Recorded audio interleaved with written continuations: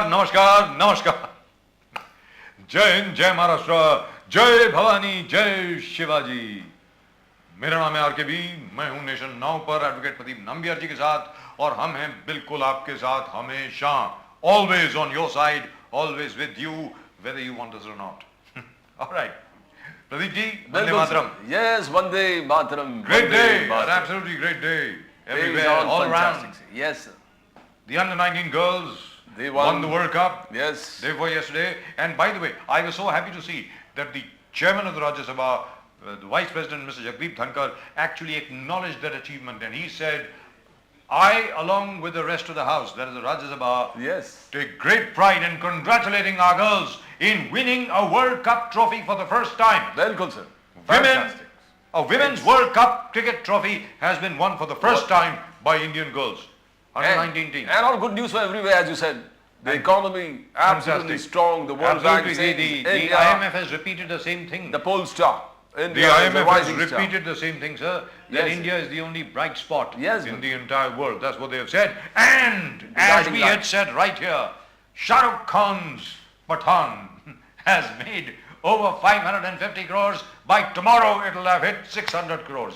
याद रखिए, He is the happiest यहीं पर man, nation counting now his पर money. हम लोगों ने कहा था पहले संडे तक 500 करोड़ कमा लेगी पिक्चर, 500 करोड़। आप जितनी बॉयकॉट मूवमेंट चला लें, कुछ भी चला लें, नहीं होता भाई। अगर पिक्चर अच्छी है चलेगी, पिक्चर में कुछ गड़बड़ है तो नहीं चलेगी। That's it. तो That's शाहरुख खान ने अमिताभ बच्चन की याद Amar Akbar Anthony That's right. तो मतलब अमर बना दिया दीपिका पादुकोण को, यानी विनोद खन्ना। अकबर बना दिया अपने आप को, यानी ऋषि कपूर। Yes, yes. और एंटनी बना दिया अमिताभ बच्चन, यानी जॉन अब्राहम साहब को। Absolutely. क्या बात है सर। बोले यही Great देश sense है of humor. हमारे, this is secular India, यही है सब कुछ। Sir, Zero actually, bill case picture को एकदम- actually, the term secular India is something which I disagree with. Secular means, by the way, the actual meaning of the word secular is absence of religion. Yes. In India, we have turned secular to mean respect for all religions. Exactly, sir. India is not a secular country, साहब. To preach and propagate any religion that you want. Hindustan में हर धर्म की इज्जत है। Yes, yes. बड़ा धार्मिक, बहुत धार्मिक स्थल है पूरा हिंदुस्तान। Fundamental Bharat right. देश जो है बहुत धार्मिक स्थल है साहब। जन्म हर सिद्ध धर्म अधिकार। की, हर धर्म की यहाँ पर इज्जत है। यहूदी हो, पारसी हो, जैन हो, सिख हो, बौद्ध हो, हिंदू हो, ईसाई हो, मुसलमान हो, कोई भी हो, सबकी इज्जत है। और कोई और भी हो सकता है कि किसी ने अपना नया रिलीजन शुरू कर लिया हो। And one other good news Pradeep ji, mister Asaram Bapu has been sentenced to one more Yes. Life imprisonment. The law finally catches up with the God man. But this is the second life imprisonment that he's been sentenced to, because he was sentenced even earlier. Even- Anyone who exploits young girls, Welcome, anyone sir. who does this to minors, I don't think deserves any sympathy at all. The Let's law be very, very has ultimately caught up with Asaram. clear. That's The right. God man. How big you are, how mighty you are. The law You will crumble catch up with before the you. law. Because Law one, gets you. But one must admire the courage of those girls who actually stood up. Yes. And they related their ordeals, and they did not break, even under the most vigorous and adverse cross-examination. They did not break. And the They were government showed fantastic. itself that we are absolutely neutral where these things are concerned. Absolutely. The law will really take its own course. That's right, In and it letter did. and spirit. And it absolutely We are did. not going to interfere just because he's a Hindu God man. Yes. Nothing to. Nobody No. came to his rescue. No. Nobody wanted to save him. They said, we are off this. A crime is a crime. And this kind of a crime, heinous Heinous. crime, the worst crime in the world. And you, the God man, you deserve it. You are supposed to be beyond Mohan Maya. Maya जी, और मोह बिल्कुल। से दूर. तो आप माया और मोह में घुस गए पूरे. माया और मोह में घुस गए, और जो लोग आप पर विश्वास करके Yes. अपनी बेटियों को उन्होंने आपके पास भेजा Exactly, sir. सेवा के लिए, और उसी- आपका सेवा की जो परिभाषा थी वो कुछ और ही थी, Exactly. which is sad. बिल्कुल sir. But coming back to Maharashtra, something very funny has happened. Really, we have Mr. Krishna Hegde with us, chief spokesperson of the Eknath Shinde SENA, that is Balasaheb Anchi SENA, and I really would love to ask him this. Mr. Hegde, can you hear me, sir? I can hear you loud and clear. Right. Mr. Namaskar. Hegde, Namaskar, sir. Namaskar. he's either with Karsan Gauri, Dilip Venkateswarkar, the CM. Luckily we got him. or with Shah Rukh Khan. Yes. Congratulations. Your friend, Mr. Shah Rukh Khan, he's got the biggest hit on his hands. It's fantastic. This is really Yeah. great news. I mean, look at what has happened to Bollywood. This is absolutely fantastic. really and truly fantastic. I mean, I don't even have words, except for the fact that we said this on the 10th of January right here on this show. 10 जनवरी को यहीं पर हमने कहा था कि अपने पहले Sunday तक ये पिक्चर 500 करोड़ कमाएगी, and that was an astrological analysis, not a filmy analysis, being very frank with you. लेकिन हेगड़े साहब, एक और चीज है जो अभी महाराष्ट्र में हुई है जिसके ऊपर एक और पिक्चर बन सकती है सर. I mean, ये कहा जा रहा है कि एकनाथ शिंदे साहब ने जादू टोना कर दिया है. 40 लोग 40 शिवसेना के एमएलए पर जादू टोना कर दिया है. ये क्या है? Have we gone mad? Have we lost it? What is going on? I mean, come on. This is absolutely crazy. I mean, Mr. Eknath Shinde is doing very well. Mr. Devendra Fadnavis, both are doing very well. They're working hard 24/7. I believe Mr. Shinde does not even sleep. And look at what is going on. I mean, this is crazy. We can make a comedy film on this. Mr. Hegde. Rajiv जी, आपने ये नहीं बताया कि किसने कहा ये बात. Chandrakant Khaire साहब. And repeated by your old friend Mr. Sanjay Raut. Ji. Yeah, he is surely my old friend. Yes, of course. Friendship is separate from politics, sir. Yes, of course.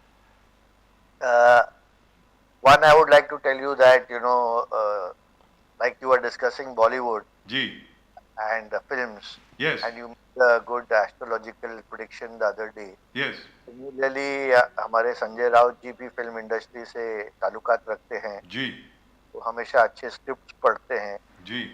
और उनका एक script का ही एक ये होगा कुछ part कि जहाँ पर इन्होंने ये डायलॉग मारी.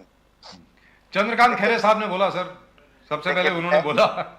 मैं आपको बताना चाहता हूँ कि तो ब्लैक मैजिक की बात हुई जी, तो सचमुच का मैजिक हो रहा है. जी. जैसे आपने कहा सीएम साहब सुबह 7 बजे से लेके सुबह 3 बजे तक अगले दिन तक लगातार काम करते रहते. दिन में 7-7, 8-8 प्रोग्राम वो विजिट करते हैं जी. और हजारों लोगों को दिन में मिलते हैं. राइट. मुझे नहीं लगता कि इसके पहले ऐसा कोई टीम आया जहां पर मुख्यमंत्री और सम्मानीय उप मुख्यमंत्री दोनों इतने देर तक काम करते हैं सुबह से लेके अगले सुबह तक जी. और दोनों का अगर देखने जाए तो 4-4 घंटा वो सोते हैं. ये एक्सपीरियंस मुझे एकनाथ शिंदे जी का भी है और देवेंद्र फडणवीस जी का भी है. जी.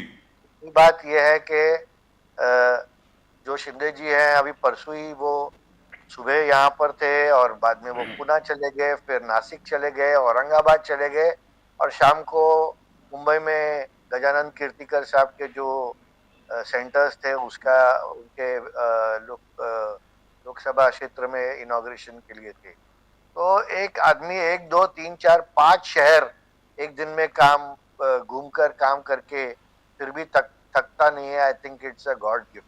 Fantastic, absolutely fantastic. High energy मैंने कभी देखा नहीं है महाराष्ट्र में. जी. I have worked with several CMs in the past. That's right. You have. You've worked with just about everybody. I mean, if I recall correctly, you were in the Congress and you've seen so many chief ministers. You've seen Mr. Vilas Rao Deshmukh, you've seen Mr. Ashok Chavan, you've seen Mr. Prithviraj Chavan, and after that, of course, you've seen Kumar Shinde ji before that, and yes. I have also seen Narayan Rane ji work as a minister. That's right. That's right. And all after that, Devendra ji and now Eknath Shinde ji, Uddhav ji. Correct. So this is a very high energy, team. Yeah, they seem to be driven. Mr. Hegde, I really would like to know from you. They seem to be driven. I mean, it's almost as if there is a manic energy driving both of them, both Mr. Eknath Shinde and Mr. Devendra Fadnavis. मतलब बिल्कुल ऐसा लग रहा है कि उनको कुछ prove करना है अपने आप को, किसी और को प्रूव करने की जरूरत नहीं है. Let's be very clear, because both of them have very distinguished political careers. Nobody can question Mr. Eknath Shinde, nobody can question Mr. Devendra Fadnavis. वो कहाँ से आए, निचले स्तर से ऊपर तक वो ये दोनों के दोनों लोग आए हैं. इनको किसी और को कुछ साबित करने की जरूरत नहीं है. मुझे लगता है कि ये दोनों जो इस तरीके से काम कर रहे हैं अपने आप को कुछ साबित करना चाह रहे हैं. हेगड़े साहब जी, दोनों कोई ऐसा फैमिली सरनेम लेके नहीं आए, लेकिन दोनों इतने सक्सेसफुल है जी. और आज दोनों हमारे महाराष्ट्र का नेतृत्व कर रहे हैं जी. और हैट्स ऑफ टू देम के they have gone up the ranks. Corporator से लेके मेयर से लेके जी.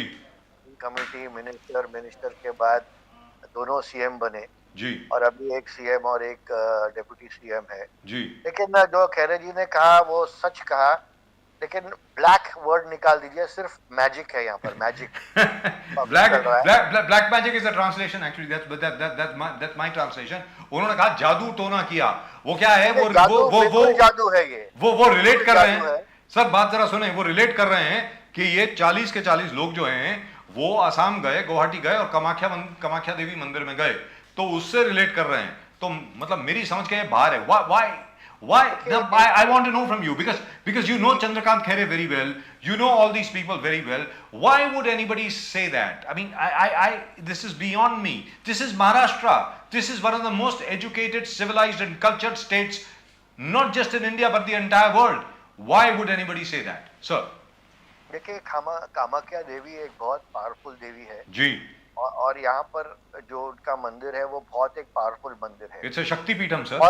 और जो हिंदू खुद को हिंदू नेता कहते हैं जी, और एक देवी के लिए या उनके मंदिर के लिए ऐसे कहते हैं, मुझे नहीं लगता उनको कहना भी चाहिए। सबसे पहली बात, जी, I think they are going on a wrong track being Hindu leaders Right.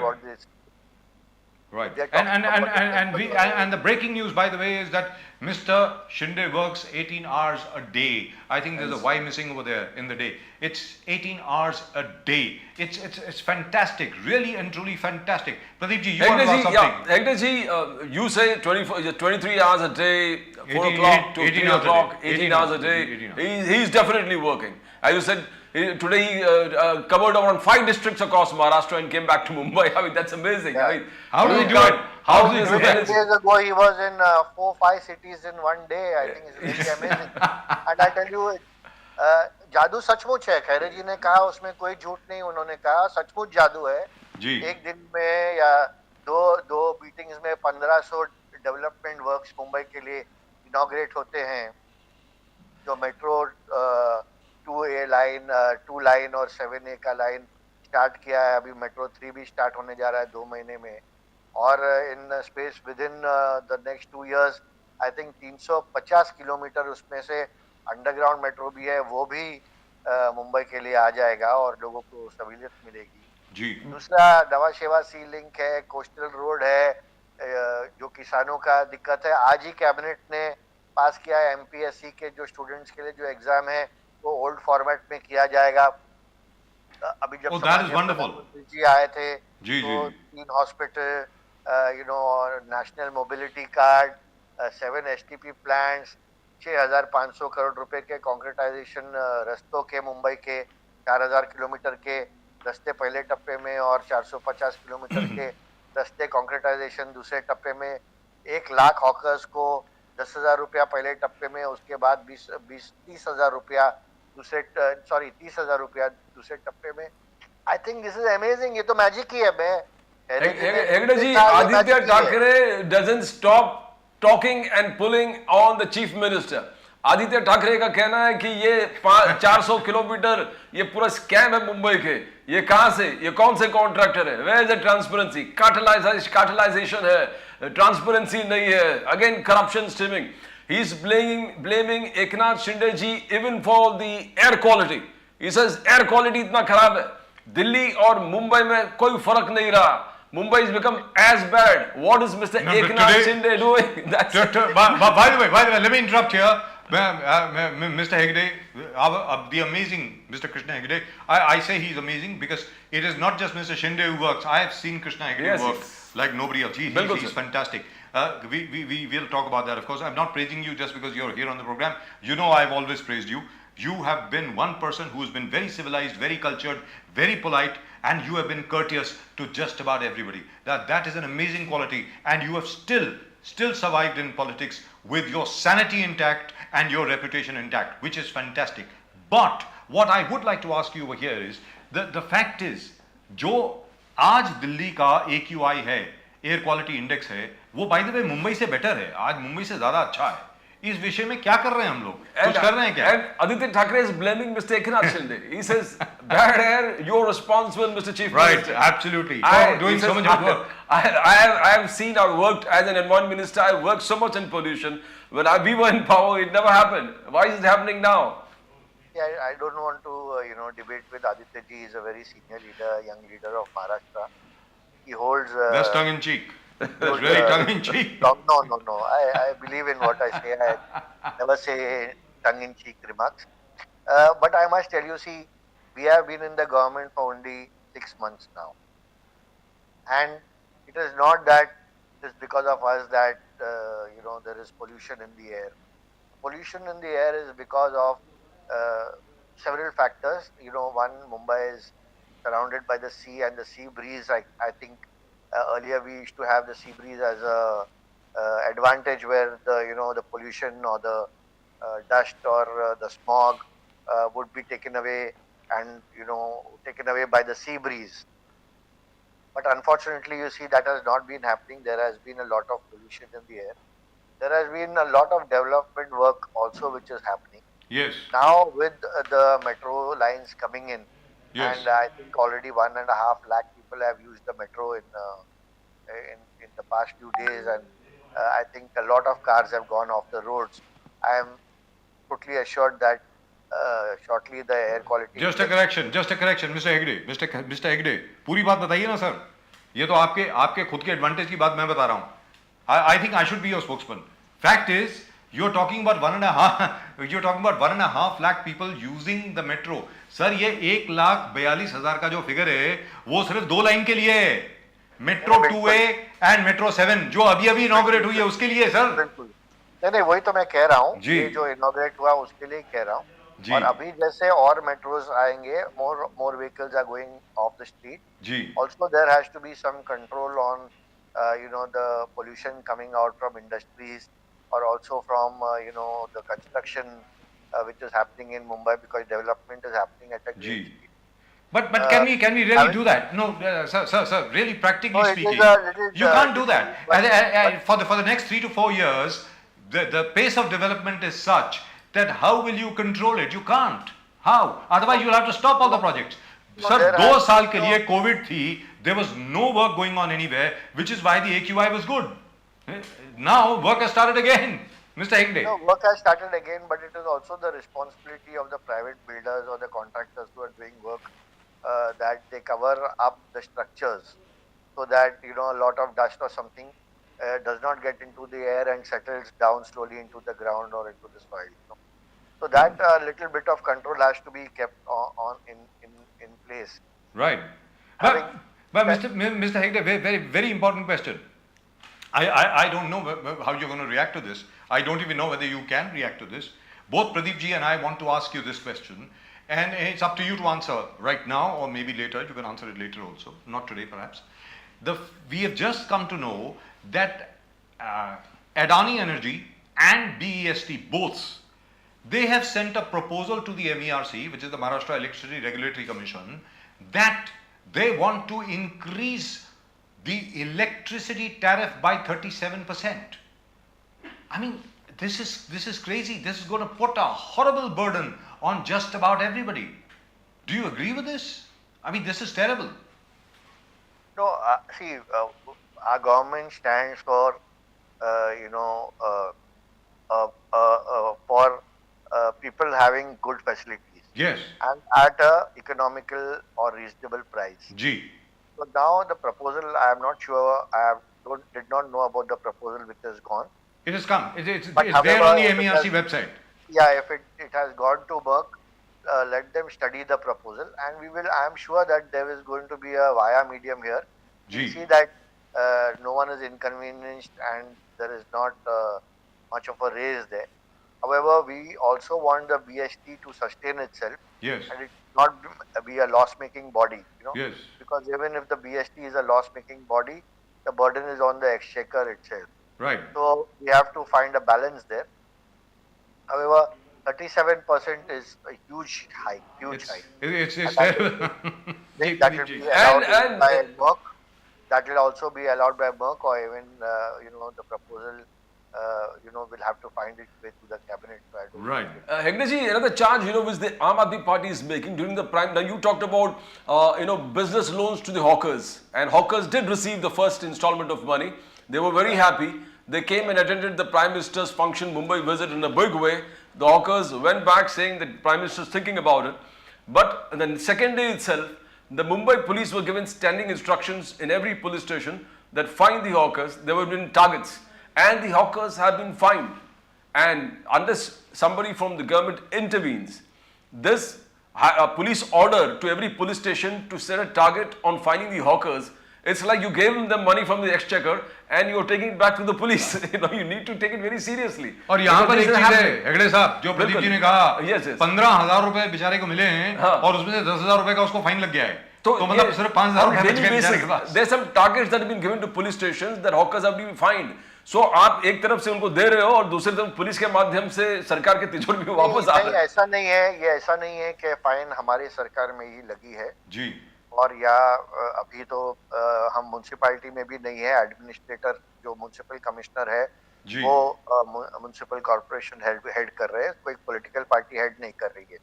दूसरी बात यह है कि जब मैं खुद विधायक था, when I was a legislator, तो हमने वो स्ट्रीट वेंडर्स पॉलिसी जो है वो पार्लियामेंट में भी पास किया था, और अर्बन डेवलपमेंट जो कैबिनेट मिनिस्टर थे तभी के अजय माखन जी उन्होंने वो प्रस्ताव लेके आए थे जी. और उसके हिसाब around 2% of every cities population उतने लोग स्ट्रीट वेंडिंग कर सकते हैं जी. और इसके लिए जब कांग्रेस भी सरकार में थी तब ऑलमोस्ट सिर्फ मुझे लगता है 15-20 हजार लाइसेंस्ड हॉकर्स थे.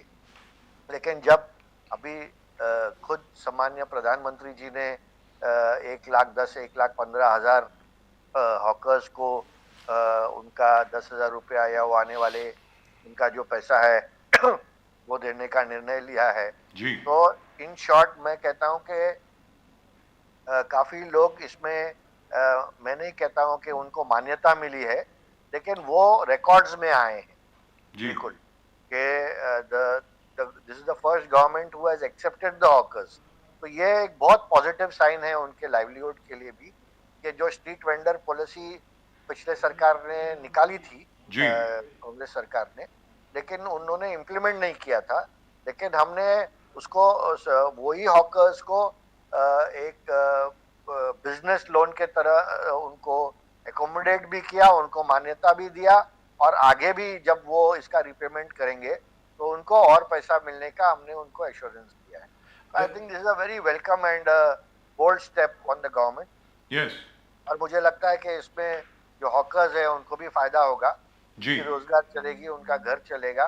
वो जो अभी हाई इंटरेस्ट 5% इंटरेस्ट 10% इंटरेस्ट जो साहूकारों से वो लोन लेते हैं जी. और उनको कुछ एंड ऑफ द डे कुछ बचता नहीं है, तो ये उनका जो डे टू डे प्रॉब्लम है वो भी उनका सरकार ने हल किया है. Sir, Hegde sir, but you will have to just check if there's an instruction given to police, to every police station that you've got some targets of finding the hawkers. Yeah, I don't think there is any targets as such. Earlier, that's the rumor floating around. That's the allegation which is being made by everybody.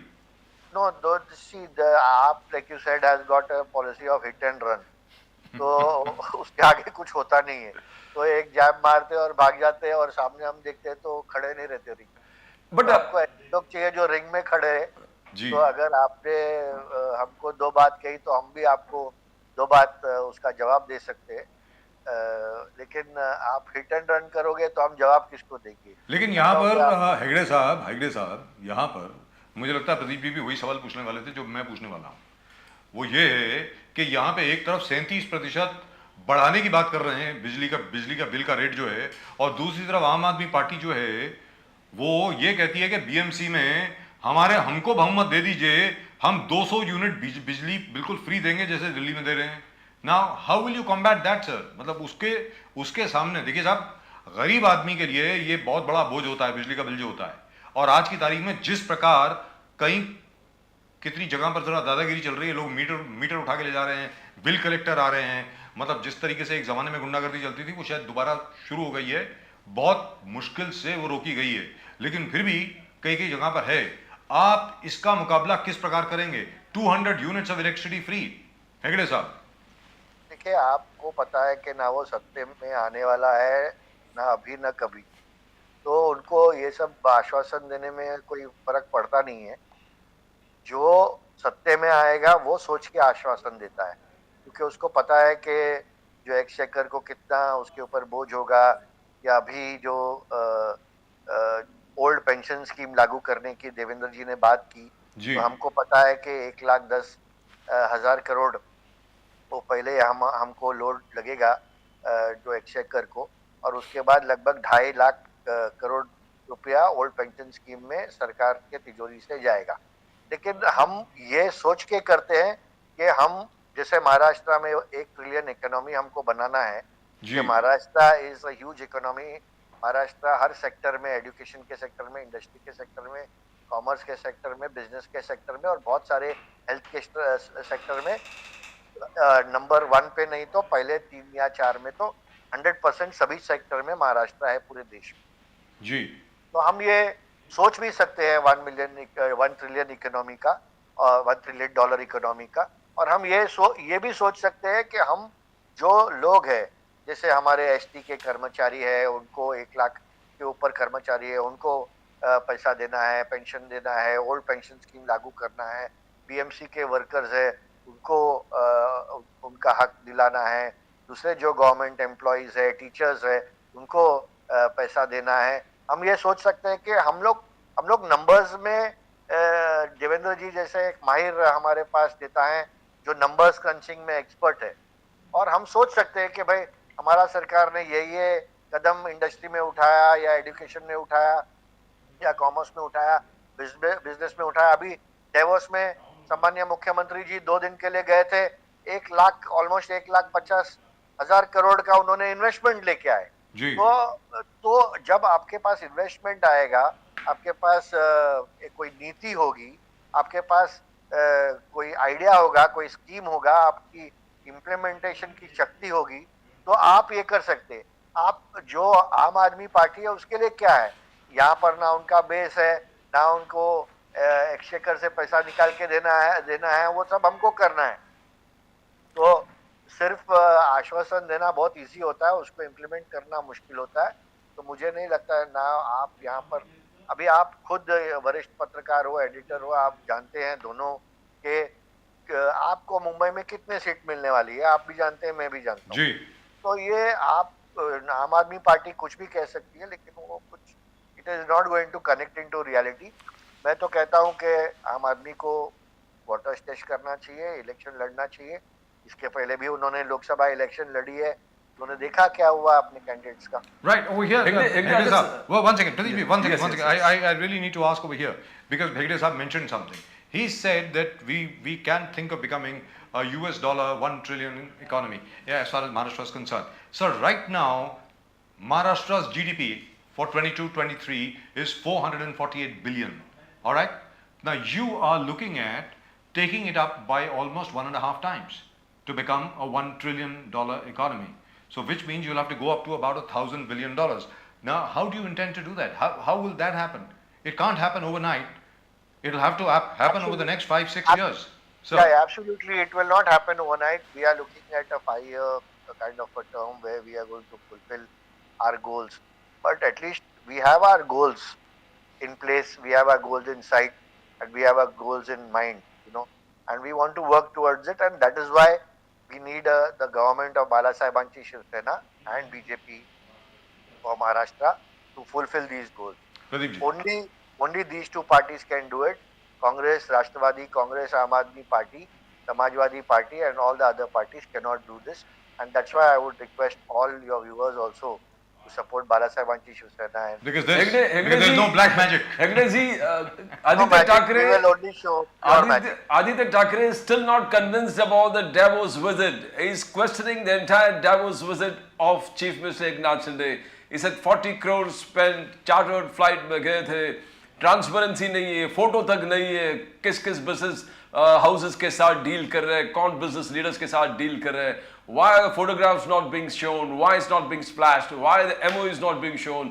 2019 में जो हमने sign किया है उसके वही सब MOUs को लेके और उससे भी कम लेके. So Aditya Thackeray seems not convinced about anything that you're doing. He's raising questions on everything from roads to hawkers to air quality, and now the Davos visit itself. He says nothing is clear, transparent, concrete.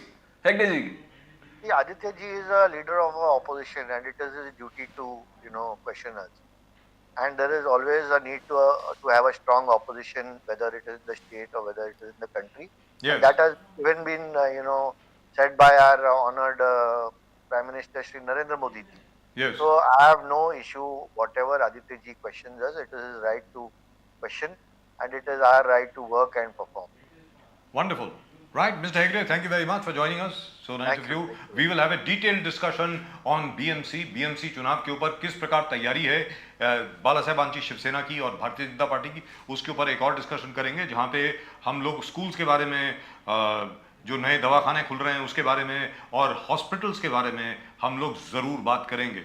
अभी 24 घंटे का दवाखाना एकनाथ शिंदे जी ने almost 75 खोल दिए हैं जी, जहाँ पर एक नर्स, एक वार्ड बॉय, एक डॉक्टर और एक स्टाफ है, और कोई भी गरीब आदमी अपना दवाखाना में जाके ये ले सकता है. ये भी एक मैजिक है, खैरे आपको जरूर पता है. राइट, सो दैट्स वेयर आम आदमी पार्टी से हमारे मोहल्ला क्लिनिक और आपके आपका दवाखाना, that's what they are claiming credit for, but all the same it's being done and we are very happy about it. In fact, there should be healthy competition among all parties to try and implement as many people's welfare schemes as possible.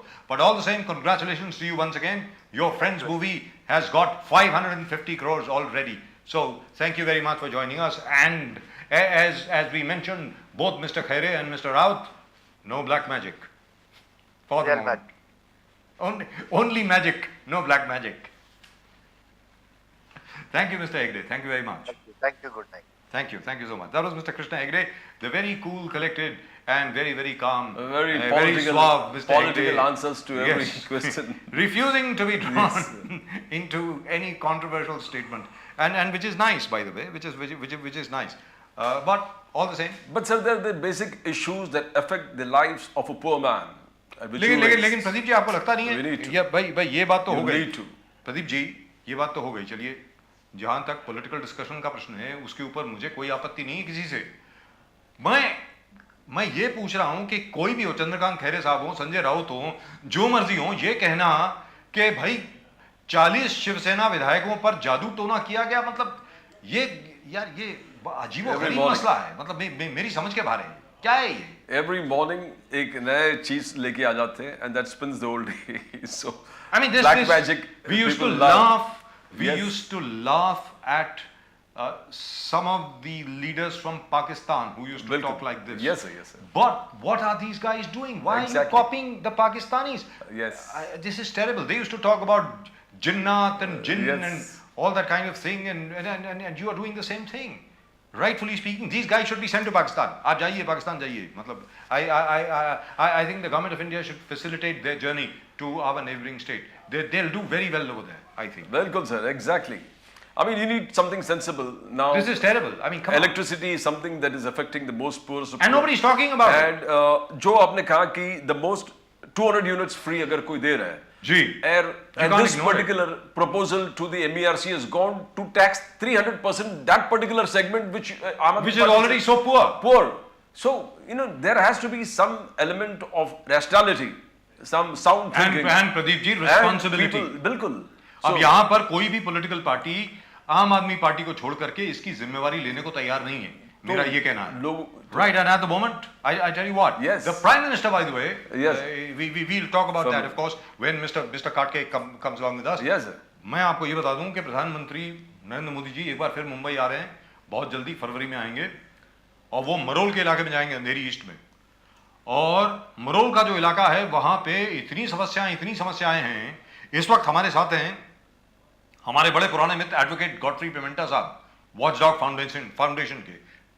He's done yeoman service everywhere. Please do remember, he was one of the people who was responsible for finally forcing the BMC to drop the proposal for road widening, in which they wanted that graveyard of St. Peter's to go, or parts of the graveyard at St. Peter's to go. Yes. And do remember, St. Peter's is from 1852. 1852 से वो कब्रिस्तान वहां पर है ईसाइयों का, और वो चाहते थे कि रोड वाइडनिंग में वो आधा जो है वो बीएमसी के पास आ जाए. And we have congratulated Godfrey Pimenta even earlier, but right now I think Godfrey wants to talk about what's going to happen in Marol. Godfrey, can you hear us?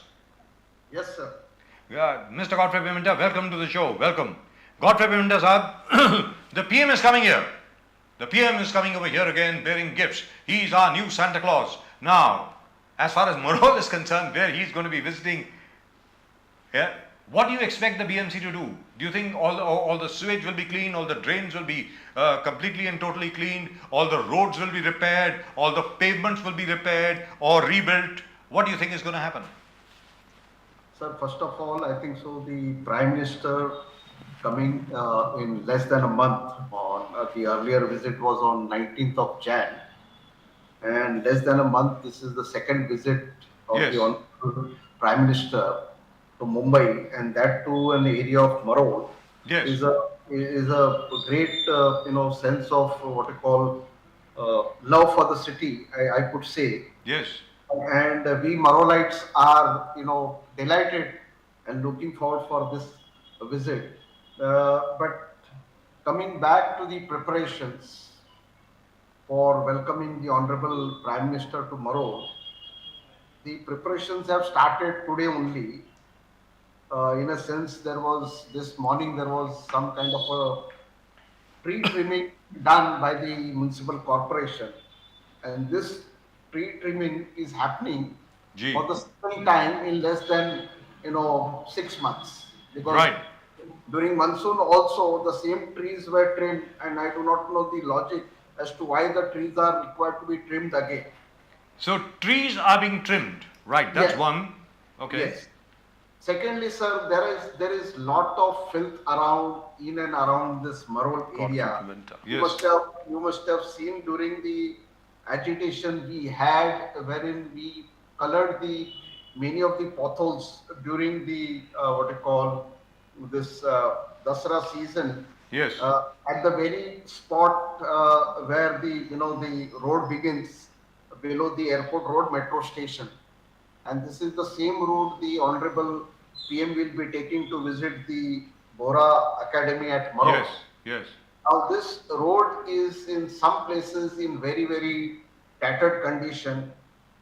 Whenever some VIP visits the city, a particular area, Right. the area gets a festive look, as if the whole the cosmetic is done. There are a lot of changes made. Color, the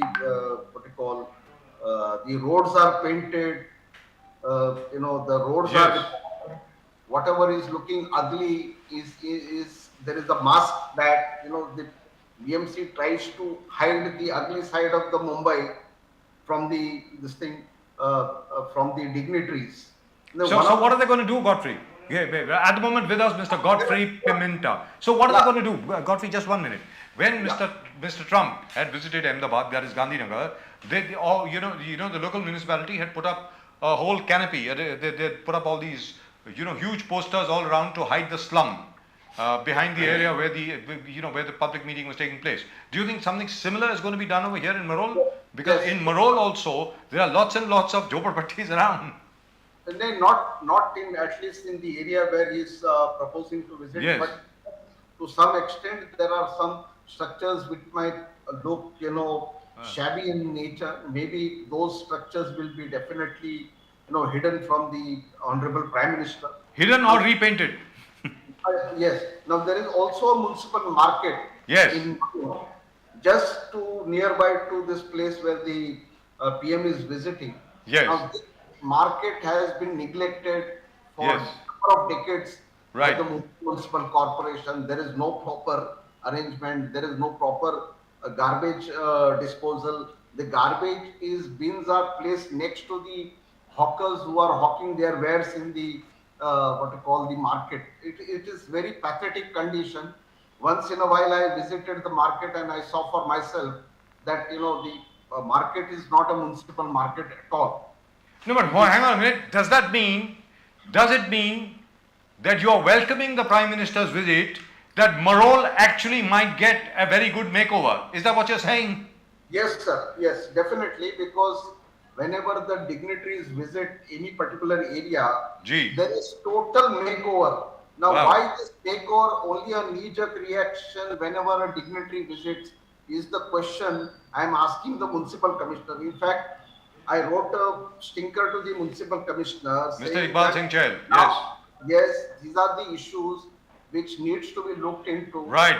There is all kind of garbage which is accumulated in the nala, which is close to the road, parallelly flowing to the road, and this nala is overflowing with garbage. There is total accumulation of garbage in this. Nothing has been done.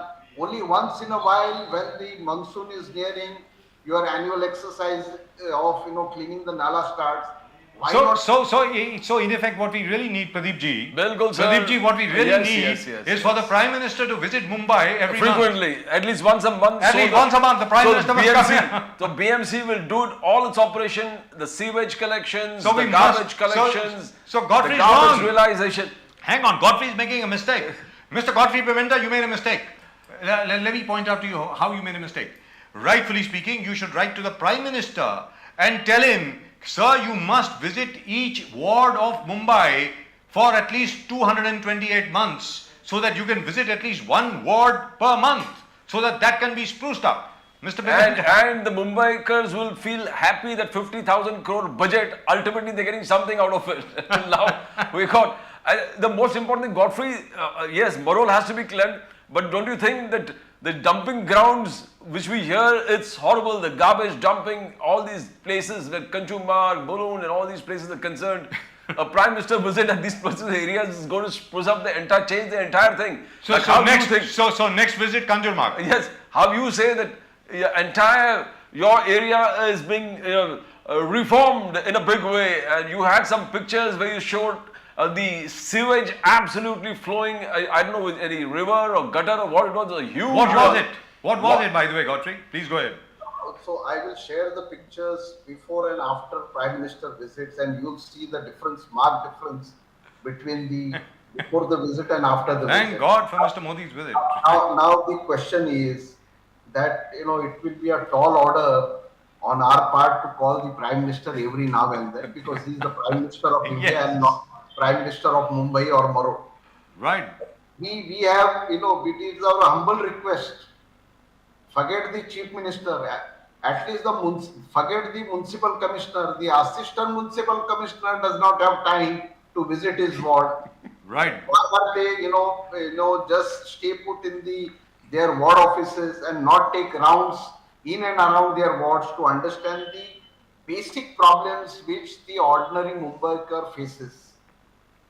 But this is terrible. This is absolutely terrible. Now, we might be laughing about it right now, but the issue that Mr. Godfrey Pimenta has raised is really and truly very, very serious. Godfrey, you were telling us there is a big drain over there in MAROL, because we used to have an office over there earlier, way back in 1999 to 2002, when we were both in Mumbai. I used to be the president of the Hinduja group. Now we used to see that sewer, in a bad state even at that time. I think the state must be pretty bad by now. It must be even worse right now. Is it? No, the Nala has been, there has been a concrete wall raised from both the sides. All right. The thing is, what is lacking is the civic sense, because we always blame the corporation, but equally the citizens are also responsible. Yes. Anything and everything is dumped into the Nala, thereby Yes. it accumulates, it becomes a breeding ground, because if the water flows continuously, Yes. no mosquitoes can be bred over there. Yes. But many a times people don't understand that if there is a still water in Nala, that will lead to breeding of mosquitoes, and ultimately it will affect their health only. But time and again, despite educating the people, nothing is happening. The only solution to this kind of thing is to impose some kind of a penalty in the form of property tax. Those who dirty the city have to be penalized. But do you think even that will do? I'll tell you what, Pradeep ji and I have had this discussion on so many occasions. Yes. Rightfully speaking, we should have laws like they do in Singapore or in Jakarta, or for that matter even Bangkok. You dirty a place, immediately the first fine is about 500 Singapore dollars. Huge penalties. Instantly. Huge penalties are a deterrent. Even for spitting. Welcome. Even for spitting on the road. Yes. Don't you think that is the need of the hour? I mean, why is it here, और ये बात मैं ना जाने कितनी मर्तबा अपने show में बोल चुका हूं, प्रदीप जी भी बोल चुके हैं कि भाई जब हिंदुस्तानी यहीं के मुंबई कर हमारे पूरे हिंदुस्तान के लोग जब दुबई जाते हैं, सिंगापुर जाते हैं, जकार्ता जाते हैं, आप कतार जाते हैं, वहां पर आप अपने आप को कंट्रोल में रखते हैं। जैसे ही आपका प्लेन लैंड करता है मुंबई एयरपोर्ट पे, आप पहला काम करते हैं, आप रनवे पे थूकते हैं। आपको शर्म नहीं आती है क्या? गॉडफ्री साहब, आपको लगता नहीं है कि बहुत ज्यादा सख्त सजा मिलनी चाहिए किसी भी चीज की, इस किस्म की बेहुदा हरकत की? सर मैं वकालत करता हूं, मैं लॉयर हूं जी हमारे देश में 10,000 टाइप के कानून बनाए गए हैं जी, लेकिन उसका जो एनफोर्समेंट है सर, वर्चुअली 5% भी नहीं है जी। and we believe that we believe in observing in law as ji. an exception and not as a rule. जी तो इसका मतलब ये है कि हम लोग कानून तोड़ना हमारी मतलब अधिकार समझते हैं, और वही मतलब सबसे बुरी चीज है कि हमारा जो समाज जो चल रहा है अभी, वो सही रास्ते पे नहीं जा रहा है, क्योंकि कानून का किसी को डर नहीं रहा है। कोर्ट में भी जो दावे हैं वो मतलब 15-15, 20-20 साल चलते हैं, तो इसके लिए आम आदमी को उसका कोई फर्क पड़ता नहीं है, और इसके लिए मतलब But Godfrey, after imposition of high fines where traffic violations are concerned, you found a lot of violations where traffic is concerned has drastically reduced. That was what Mr. Nitin Gadkari was trying to tell the people. Implemented it, Motor Vehicles Act, by having a lot of changes, by imposing huge fines where helmet is concerned, breaking the signals is not concerned. at all, not at all. I'll give an example of this. You travel to any of the national highways, sir. Bilkul. The heavy trucks are supposed to take the left lane. Yes. But 90% of the time you'll see the trucks going on the right lane. Thereby, the smaller cars try to overtake, and many of the accidents are result of this kind of a situation. But if you see the helmet violations, the signal violations, the traffic jumps, all these things because of the heavy fines that have been imposed, not driving without a license, driving without a license, all these kind. And even We're coming back to here. We're coming back to what Bharat Sahab bol rahe the ki heavy fines act as a deterrent. But Yes, you they do. say you are practicing on ground, so you know the reality. Well, the heavy fines are not helping. Sir, not at all. Again, I will say that there are people who are breaking the law with impunity, unless until we don't have some kind of a foolproof mechanism to penalize heavily the offenders, traffic offenders particularly. Things are So not what do you being- suggest? Godfrey Saab, Advocate Godfrey Pimenta Saab, you are an advocate yourself. What do Sir, you suggest should be done? Sir, I'll tell you, the punishment has to be exemplary. I'll give an example of that, sir. Please. If a person is sent to Hong Kong jail, sir, Ji. in Hong Kong, a person goes to jail, Yes. he gets completely reformed. Never in his life he takes an oath that he will commit a crime. That kind of a reformation happens in Hong Kong jail. We need jails on those type lines. But in all likelihood, Godfrey, if he implements something like that over here, a person goes to jail, he comes back a hardened criminal. In all likelihood, he will commit more crimes. No, sir, because the kind of exercises they only train them on doing certain exercise. You hardly get 4 hours sleep in Hong Kong jail. Right. 20 hours you are asleep doing various activities. So the man is so much exhausted that he feels that I will never visit this place again. So he comes as a totally reformed person. We need So Godfrey is looking at a very holistic solution. You're looking at a very holistic solution. You creating awareness, Yes. imposing heavy penalties, sending people to jail, and above all, jail reform. Now, sir, I'll give one more example. Ji. During this G20 summit Ji. in Bombay, most of the footpaths and the medians were painted. Yes, they were. And we had flower pots placed on all the pavements as well. Yes. Sir. If you see the same place now, sir, Yes. everywhere you'll see the spittoon. Yes. People have thrown palms, etc. Palm stains, beetle stains everywhere. Everything is dirty. Now, if you catch hold of one person who stains this road and make him to wash about half a kilometer of the median, the right message will go. But wasn't there, Godfrey, last question, didn't we have these marshals?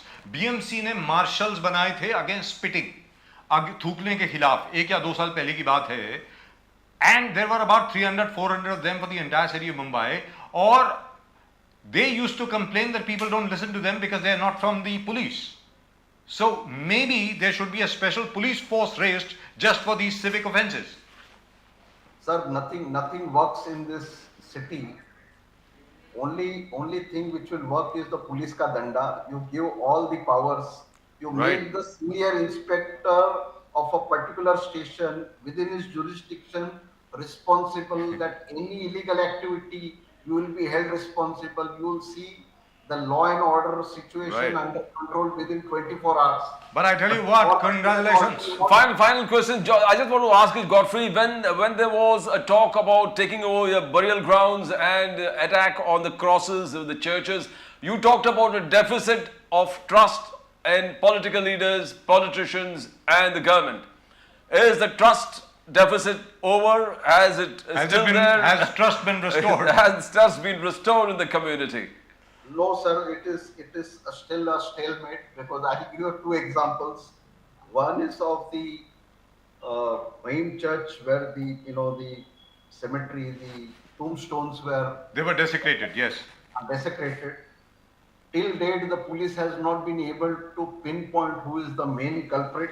Gee. A man has been caught who is mentally deranged, mentally challenged, insane, and he did in this thing. But there are several questions which we have raised.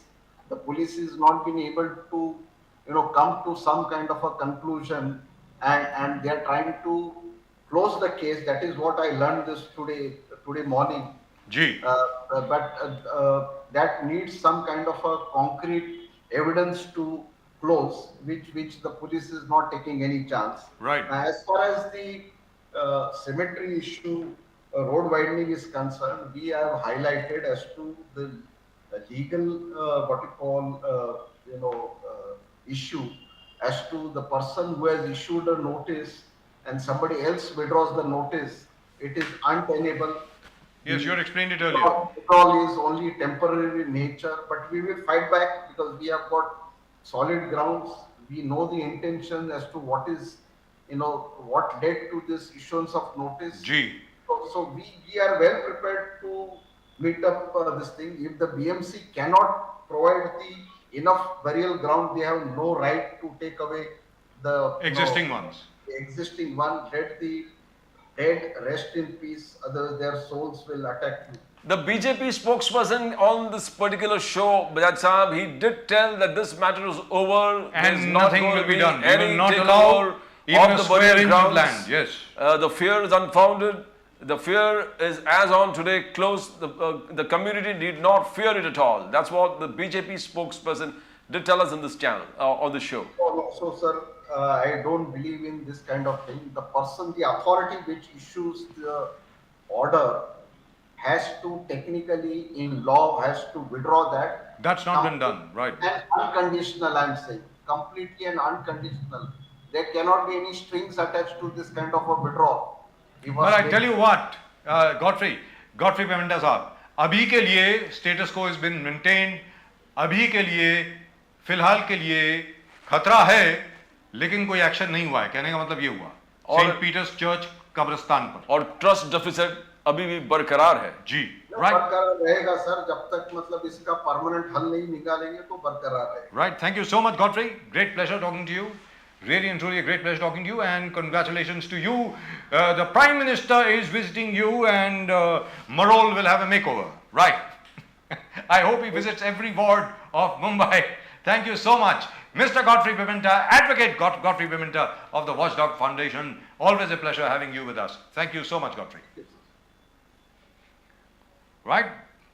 So as far as the St. Peter's Church is concerned, the issue still remains. Yes. The issue is not over. It's not and over. it's not going to be over till such time as the BMC Commissioner himself sends out a notice stating that the earlier order stands withdrawn, and that has not been done. No wonder the Christians are up in arms. Yes. They say, we don't trust you guys. And they're not wrong. Let's be very clear, they're not wrong. It's one of the oldest churches around. There's a shortage of burial grounds. Let me tell Pradeep you. ji, this graveyard dates back to Yes, 1852. बिल्कुल sir. 1852, यानी पहले गदर के पहले का Yes. ये 5 साल गदर के पहले का कब्रिस्तान है और वहां पर remember 1852 was the time when the first St. Peter's Church was built at the same spot. Right, but I tell you what. and you got an option there. Actually, the community has given them, the Bandra Association, the Christian Yes, they community, they gave alternative. They said you got an SRA project already there in the Kadeshwari Road. And you And always have you're already using that place.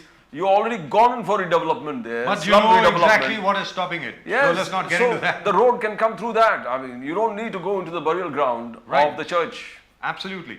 Right at the moment with us, after one of the most successful yatras that I've seen in my career as a journalist, one of course I saw was Mr. Lal Krishna Advani's Rath Yatra. Bilkul. This one I have seen is Mr. Rahul Gandhi's Bharat Jodo Yatra. Exactly. I tell you what, this, in my personal opinion, has actually reawakened the Congress. At the moment, from the Congress in Mumbai, we have Mr. Bharat Singh. Bharat Singh ji, namaskar. नमस्कार राजीव जी। नमस्कार नमस्कार भरत सिंह बहुत जी साल के बाद जी देखा आपको। Thank you so much. अरे हर एक कोई बोल रहा है मुझे बहुत साल के बाद देखा है। Thank you so much sir. Bharat Singh ji, advocate Pradeep Nambiar ji भी मेरे साथ हैं, आप देख रहे होंगे हमको। मैं आप नामबियार जी नमस्कार नमस्कार। भरत सिंह जी, आप ये बताएं कि राहुल गांधी जी ने एक नारा दिया, हर गांव में, हर जिले में, हर शहर में मोहब्बत की दुकान, ऐसा उन्होंने कहा। यानी कहने का मतलब ये हुआ कि भारत का धर्म असल में मोहब्बत का धर्म है। भारत का धर्म नफरत का धर्म नहीं है। आपको लगता है कि इस भारत जोड़ो यात्रा की वजह से और राहुल गांधी के बताए हुए तरीके से, यानी जो राहुल गांधी जी आज महात्मा गांधी के दिखाए हुए रास्ते पर चल रहे हैं, उससे क्या कांग्रेस पार्टी में नई ऊर्जा आई है? भरत सिंह जी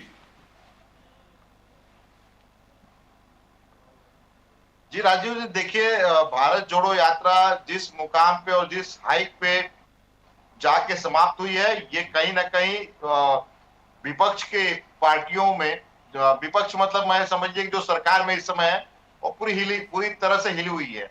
देखिए अब आपने कहा कि जो है नफरत से नहीं प्यार से, राहुल जी जो कह रहे हैं पूरा 4000 किलोमीटर चलते चलते कि सबको जोड़ना है जी, तो उसका कारण मुख्य रूप से ये है कि इस देश में पिछले जो 8-10 सालों से चल रहा है, वो बहुत ही स्थिति सही ठीक ढंग से नहीं चल रहा है। हर जगह आप देखिए कहीं ना कहीं भाई को भाई से लड़ाया जा रहा है, एक धर्म को दूसरे धर्म से लड़ाया जा रहा है, एक जाति को दूसरे जाति से लड़ाया जा रहा है, पार्टियों के अंदर भी फूट डाल के जो है उसमें भी आपस में लड़ाया जा रहा है। और उसका जीता जागता उदाहरण महाराष्ट्र है कि किस तरह से शिवसेना को आपस में लड़ा के फूट डाल के तोड़ दिया गया। तो अब बहुत जरूरी हो जाता है कि इस देश में ये जो नफरत की राजनीति, तोड़ने की राजनीति चल रही है, उस राजनीति को खत्म करने के लिए ही राहुल जी ने एक बहुत बड़ा जो है अपने ऊपर कंधों पे एक जवाबदारी ली। और वो जवाबदारी जो है कन्याकुमारी से शुरू होकर कश्मीर तक गई और खत्म हुई। तो मुझे लगता है, मैं खुद कम से कम महाराष्ट्र में 400 किलोमीटर पैदल चला राहुल जी के साथ, तो मैं जो देखा, जो सीन मुझे दिखाई दिया कि लोगों का हुजूम था, सड़कों पे लोग मिलने के लिए सुबह 7 बजे, राजीव जी आप विश्वास नहीं करेंगे, मतलब हजारों की संख्या में लोग जो है वो राहुल जी से मिलना चाहते थे। और सबके आंखों में एक चमक थी कि राहुल जी के आने से शायद हो सकता है इस देश का माहौल जो है वो फिर से बदले और हम सब एक दूसरे को प्यार और मोहब्बत से देखें। जो नफरत इस समय भाजपा ने नफरत का बीज बोया है, वो बीज अगर कोई खत्म कर सकता है तो राहुल जी खत्म कर सकते हैं, ऐसा एक सबके नजर में दिखा। जी भरत सिंह जी, आपसे ये जानना चाह रहे हैं क्योंकि आप मुंबई से हैं, आपसे ये जानना चाह रहे हैं कि क्या मुंबई में जो कांग्रेस की इस वक्त स्थिति है, क्या मुंबई में कांग्रेस जो आने वाली बीएमसी इलेक्शन है, बृहन मुंबई म्यूनिसिपल कॉर्पोरेशन जो है, क्या उसकी जो नगर पालिका है, क्या उसका चुनाव बतौर एमवीए के तहत लड़ेगी या अपने आप लड़ेंगे? क्योंकि कांग्रेस की शुरू से परंपरा रही है कि कॉरपोरेशन के चुनाव ज्यादातर कांग्रेस अकेले लड़ती है, क्योंकि शुरू से यही रहा है, मुरली भाई के जमाने से, मुरली देवरा के जमाने से, कि भाई जो छोटे से छोटा कार्यकर्ता है उसको मौका मिलना चाहिए चुनाव लड़ने का, क्योंकि अगर वहां पर भी अलायंस हो गई तो वो बेचारा चुनाव में कब लड़ेगा? भरत सिंह जी। राजीव जी, देखिए आपने एकदम सही कहा। हमारे पास एक पूरे मुंबई में कार्यकर्ताओं का जो काडर है, वो काडर बहुत ही मजबूती के साथ काम करता है, और ये सबका अपना एक जो है विश्वास होता है कि मैं मेहनत कर रहा हूं तो मुझे भी चुनाव में कभी ना कभी तो टिकट मिलेगा। तो ये सबके पास जो है एक विश्वास रहता है कि पार्टी जो है मुझे भी चुनाव में टिकट देगी। अच्छे अच्छे कार्यकर्ता है, अच्छे अच्छे नेता है। हमारा अभी तक जहां तक हमारे जो मुंबई अध्यक्ष है भाई जगताप जी, उन्होंने कहा है, बाकी भी नेता ने कहा है कि हम जो चुनाव लड़ेंगे वो अपने दम पे लड़ेंगे। बाकी बाद में विधानसभा होता है, लोकसभा होता है, उसके अंदर जो है एमबीए साथ में मिलकर लड़ती है कि नहीं लड़ती है, वो तो बात की बात है। लेकिन अभी तो हम जो चुनाव लड़ने वाले हैं वो जो है अपने दम पे और अकेले चुनाव लड़ेंगे। ऐसा फिलहाल अभी हमारा जो है वो बैठक में हमारी जो है वो बात हुई है। भरत जी, ये स्लोगन राहुल गांधी जी का जबरदस्त है। हर गली, हर गांव, हर शहर में खोलेंगे मोहब्बत की दुकान। मगर बीजेपी को यहाँ पर आप ऑपोजिशन यही पर है कि मोहब्बत की दुकान तो आप खोलेंगे, मगर आपसे पूछते हैं कि राष्ट्रवाद का क्या, नेशनलिज्म पे क्या आपका रोल है? आपसे पूछते हैं कि नेशनल सिक्योरिटी में आपका क्या रोल है? और बोले 26/11 में मनमोहन सिंह उतने नहीं कर पाए, इसलिए मोदी जी वापस आ गए। तो नेशनलिज्म हो गए, राष्ट्रवाद हो गए, नेशनल सिक्योरिटी हो गए, डेवलपमेंट में बोलते हैं देखो वर्ल्ड बैंक ये कहता है कि India is the pole star, it's going to be a revolution, पूरे दुनिया में रिसेशन चल रहा है और India is going to shine. तो ये 3-4 जो मुद्दे हैं, और अपीसमेंट ऑफ नन नंबर 4 जो उनका है, तो इस चार्जेस को आप कैसे करेंगे? क्या मोहब्बत के दुकान से ही चलेगा, या राष्ट्रवाद है, नेशनल सिक्योरिटी है, डेवलपमेंट है, और ये सब एजेंडा जो अपीसमेंट ऑफ नन एक बहुत बड़ा चार्ज है आपके खिलाफ, तो इस पे आप कैसे इसको रिवोल्ट करेंगे, बात करेंगे इसके बारे में? जी, बहुत अच्छा क्वेश्चन है आपका कि मोहब्बत की दुकान से जो है ये देश चलेगा कि नफरत की दुकान से चलेगा। तो नाम्बियार जी, आप इस देश में पैदा हुए, बड़े हुए, हम भी पैदा हुए, बड़े हुए। हमको जो है हमारे परिवार ने, हमारे समाज ने सिखाया कि नफरत नहीं, प्यार से जो है सबको जोड़ के चलना है। और शायद आप भी यही चाहते हैं, मैं भी यही चाहता हूं, और राजीव जी भी यही चाहते हैं। तो जब भी किसी को जीता जाता है तो वो नफरत से नहीं जीता जाता है, वो प्यार से जीता जाता है। पहला ये आपका क्वेश्चन का आंसर है। दूसरा कि नेशन, आपने कहा कि राष्ट्रवाद, मुझे ये नहीं समझ में आता है नाम्बियार जी की राष्ट्रवाद का परिभाषा जो वो भाजपा दिखाना चाहती है, बताना चाहती है, वो क्या चीज है? क्या देश को 2 टुकड़ों में बांट के राष्ट्रवाद साबित करना चाहती है? भाई को भाई से लड़ा के राष्ट्रवाद साबित करना चाहती है? जाति को जात से लड़ा के राष्ट्रवाद साबित करना चाहती है? ये उनके लिए राष्ट्रवाद हो सकता है। हमारे लिए जो राष्ट्रवाद है वो राष्ट्रवाद ये है कि भाई को भाई से प्यार करना सिखाएं, एक धर्म को दूसरे धर्म से प्यार करना सिखाएं। अभी आपके सामने सबसे बड़ा ताजा उदाहरण है पठान पिक्चर की। जिस तरह से पठान का विरोध किया गया नाम्बियार जी, वो आपने भी देखा और हमने भी देखा। शायद हो सकता है पठान जो है आज 600 करोड़ का जो एक टारगेट उन्होंने अचीवमेंट कर लिया है, ये शायद इतना अगर विरोध न होता तो नहीं करते। आप देखिए राष्ट्रवाद का क्या एकदम उदाहरण इन्होंने दिया है। एक जो है शाहरुख खान मुस्लिम समाज से आते हैं, बाकी 99% अगर उसमें जो भी काम किया हुआ टेक्नीशियन से लेके हीरो हीरोइन तक वो सारे हिंदू थे। तो एक नाम के वजह से, और एक भगवा आपको प्यारा है, हमें भी प्यारा है, हम भी सनातनी है, हम भी हिंदू हैं, मगर भगवा के नाम पे अगर आपने उस पिक्चर का विरोध किया तो आज वो पिक्चर किस मुकाम तक पहुंची।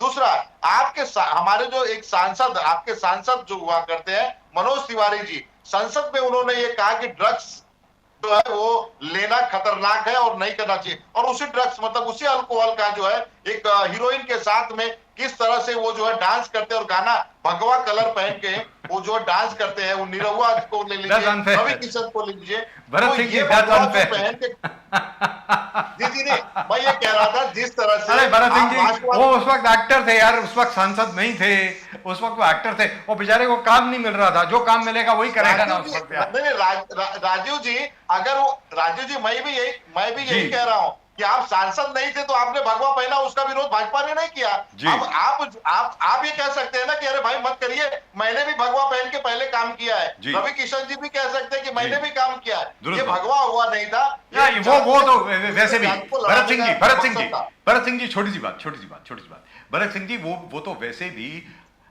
तो वैसे भी विषय व्यर्थ है, उसके ऊपर वार्तालाप करना व्यर्थ है। शाहरुख खान पूरे हिंदुस्तान की शान है भाई, उसको कौन बोलता है ये मुसलमान है, कौन बोलता है हिंदू है, कौन बोलता है क्रिश्चियन है? कोई बोलता है जॉन अब्राहम क्रिश्चियन है कि पारसी है? किसी को मालूम है? वो अपने आप को पारसी बोलता है, उसका नाम ईसाई है। दीपिका पादुकोण हिंदू है, किसको क्या मालूम? ये भाजपा बताती है। अरे सर, वो बात छोड़िए, मैं आपको कुछ और बोल रहा हूं। मैं आपसे ये जानना चाह रहा हूं कि देखिए, आज की तारीख में राहुल गांधी जी ने जो भारत जोड़ो यात्रा करी, इसमें कोई दो राय नहीं है। उसकी वजह से जो कांग्रेस के आम कार्यकर्ता हैं, जिनसे प्रदीप जी की भी बात हुई है, मेरी भी बात हुई है, बाकी सब लोगों की भी बात हुई है, भले वो कश्मीर के हों, उत्तर प्रदेश के हों, राजस्थान के हों, जहां मर्जी के हों, उनमें वो बहुत उत्साहित हुए हैं। लेकिन भरत सिंह जी, ये थोड़ा टेढ़ा सवाल है। सवाल ये है, मुझे मालूम नहीं है कि कांग्रेस का जो नेतृत्व है आज की तारीख में, जो कांग्रेस के नेता जिनको कांग्रेस ने बनाया, याद रखिए, अपना उनका कोई वर्चस्व नहीं है, कांग्रेस ने उनको बनाया, वो इतने ज्यादा खुश नहीं लग रहे हैं राहुल गांधी जी की सफलता से। उसके बारे में कुछ बताएंगे सर? देखिए, राहुल गांधी की सफलता से अगर जो कांग्रेसी खुश नहीं है, जो नेता खुश नहीं है, तो मुझे लगता है कि वो कांग्रेस पार्टी में नहीं है। सीधा मैं एकदम सीधा जवाब दे रहा हूं कि वो कांग्रेस पार्टी का ना नेता हो सकता है, ना वो कार्यकर्ता हो सकता है। मतलब वो रेलवे प्लेटफॉर्म पे खड़ा है कि बीजेपी कब बुलाएगी उसको? नहीं, यही मैं कह रहा था मैं यही कह रहा था कि वो बीजेपी के हाथों में खेल रहा है जी। चाहे अब ये जिसका भी होगा, ये आपको पता होगा। लेकिन मेरा ये मानना है कि हर एक कांग्रेसी आज इस पदयात्रा से जितना खुश, शायद मुझे लगता है कि इतना खुश कोई नहीं हो सकता है। मैं खुद चल के आया हूं राजीव जी, मुझे बता रहा हूं कि जो एनर्जी हमारे, कि मेरा नेता जब 4000 किलोमीटर चल सकता है, तो हम क्यों मेहनत नहीं कर सकते हैं? हमें भी जमीन पे उतर के, हमें भी लोगों के बीच में जाके जनता का काम करना चाहिए। अब जनता का काम अगर हम नहीं करेंगे तो जनता हमें नकारेगी। दुरुस्त बात है, absolutely true. Now over here, one second, just one second Pradeep ji. वाह, देखिए साहब, जब भी पिछले इतने सालों में देखा गया है, 20 साल में पिछले, इनफैक्ट फ्रॉम 1983 से अगर हम लगे, चंद्रशेखर जी की पदयात्रा, वो कन्याकुमारी से आए, दिल्ली तक आए, वह उसके बाद जाकर के प्रधानमंत्री बने। वाईएसआर साहब ने पदयात्रा करी, केसीआर साहब ने पदयात्रा करी, और तो और छोड़िए, लाल कृष्ण आडवाणी जी ने रथ यात्रा करी। जिसने भी यात्रा करी है, पॉलिटिकल नेता जो भी है, वो सत्ता में आया है। चंद्रशेखर जी प्रधानमंत्री बन गए, वाईएसआर साहब सीएम बन गए, केसीआर साहब सीएम है। आपको क्या लगता है कि इस पदयात्रा के बाद, भारत जोड़ो यात्रा के बाद, क्या राहुल गांधी अब असली दावेदार बन गए हैं प्रधानमंत्री के पद के लिए? भरत सिंह जी, आप राजीव जी, आपके सवाल में ही सारे जवाब छुपे हुए हैं। आपने जितने पदयात्राओं को गिनाया, सारे पदयात्राओं में से कुछ ना कुछ सबको मिला हुआ है जी। तो हमें भी ये पूरा विश्वास है। देखिए, विश्वास है कि राहुल जी के नेतृत्व में, कांग्रेस पार्टी के नेतृत्व में, और बार बार शरद पवार जी भी कह चुके हैं, ये जो है नीतीश कुमार जी भी कह चुके हैं, बहुत सारे नेता ये जानते हैं कि कांग्रेस के बगैर विपक्ष का कोई वजूद नहीं है। अगर कांग्रेस साथ नहीं देगी तो हम कहीं भी टिकेंगे नहीं नरेंद्र मोदी के सामने। तो कहीं ना कहीं ये सभी को समझना चाहिए, और मैं समझता हूं कि जितने भी विपक्ष है, समय आने दीजिए। राजीव जी, देखिएगा इसी चैनल पे आपके सामने बैठ के मैं कहूंगा कि सारे विपक्ष आज एकजुट है, और ये जो है, हम नरेंद्र मोदी से हम लड़ाई लड़ने के लिए तैयार है, और 2024 में फिर से राहुल गांधी इस देश के प्रधानमंत्री बनेंगे। भरत जी, एक चीज बताइए, ठीक है, हर चीज, यात्रा बहुत जबरदस्त है, यात्रा सफल है, लोग जुड़े, आपके 20% पूरे वोट शेयर जो पूरे देश में है, दूसरा कोई पार्टी अपार्ट फ्रॉम बीजेपी के पास नहीं है, कोई भी ऑपोजिशन में। इस चीज को आपने जागरूक किया, लोग जुड़े, लोग एकदम सक्सेसफुल इस जोड़ो यात्रा को बना दिया। मगर अहम बात आता है नेशनल सिक्योरिटी के। मोदी जी कहते हैं मैं घर में घुस के मारा, सर्जिकल स्ट्राइक, बालाकोट अटैक्स, तो इसको आप कैसे चलेंगे? बिकॉज 26/11 कांग्रेस के लीडर जैसे मनीष तिवारी है, कपिल सिब्बल है, उन्होंने कहा कि more response was expected from Manmohan Singh after 26/11। तो यहां पर कांग्रेस लीडर्स खुद जब बोलते हैं कि यहां पर नेशनल सिक्योरिटी में हम थोड़े पीछे रह गए, तो ये यात्रा सफल है, सब कुछ ठीक चल रहा है, बट नेशनल सिक्योरिटी वाले इशू में आप कैसे देश को भरोसा दिलाओगे कि Rahul Gandhi as a prime minister will take on any kind of attacks across the border? Bharat ji देखिए, नाम्बियाल जी, देखिए सैनिकों पे, हमारे देश के सैनिकों पे हमें गर्व है, हमें जरा भी इसमें चिंता किंतु परंतु इसमें नहीं है कि हमारे सैनिक कहीं से भी कमजोर हैं। अगर उन्हें छूट दे दिया जाए तो वो चाइना हो या पाकिस्तान हो या बांग्लादेश हो, जो भी आंख उठाएगा हमारे सैनिक उनसे निपटने में सक्षम है। देखिए, भाजपा का एक, देखिए वो मास्टरी उन्होंने हासिल की है, वो इवेंट में की है, इवेंट मैनेजमेंट में की है। अगर वो कुछ भी करते हैं तो पहले आप करने से पहले आपको 25 कैमरा जो दिख जाएंगे। हम कभी ये नहीं कहें, हमारे कुछ नेताओं ने इस तरह से बयान जो दिया था कि सबूत, सर्जिकल स्ट्राइक के सबूत या सैनिकों के ऊपर, तो मेरा ये मानना है, मनीष तिवारी जी ने एक शायद किताब भी कर दी है कि व्हाट वाज लैकिंग इन 26/11। मेरा ये मानना है, मैं पूरा कर लूं, जी मैं पूरा कर लेता हूं। मेरा ये मानना है, और राहुल जी भी ये कह चुके हैं, मैं भी ये मानता हूं कि हमारे सैनिकों के ऊपर कोई भी विश्वास जो है न जताने का कारण नहीं हो सकता है।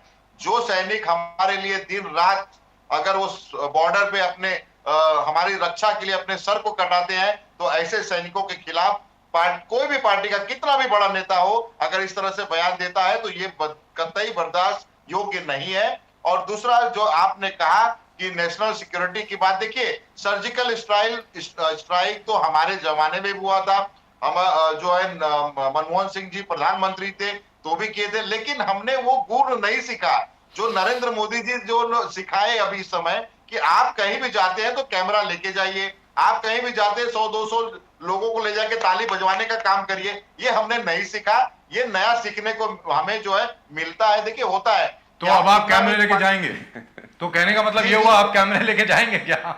नहीं, देखिए अपना राजीव जी अपना काम करने का तरीका होता है, उनका काम है इवेंट मैनेजमेंट का, उन्होंने इवेंट मैनेजमेंट में जो है बड़ा महारत हासिल किया है। हम जो है जनता का काम करते हैं, और इसीलिए कहता हूं कि 75 साल जो चिल्लाते हैं, जबकि इनको पता नहीं कि 55 साल ही कांग्रेस ने राज किया है।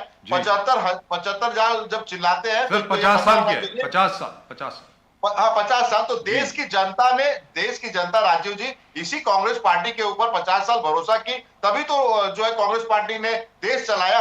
और भरत सिंह जी आखिरी सवाल ये है कि भारतीय जनता पार्टी का जो मॉडल है सबके सामने दिख रहा है, वो क्या कर रहे हैं क्या नहीं कर रहे हैं, बाकी जितनी पार्टीज हैं उनका भी मॉडल सामने है।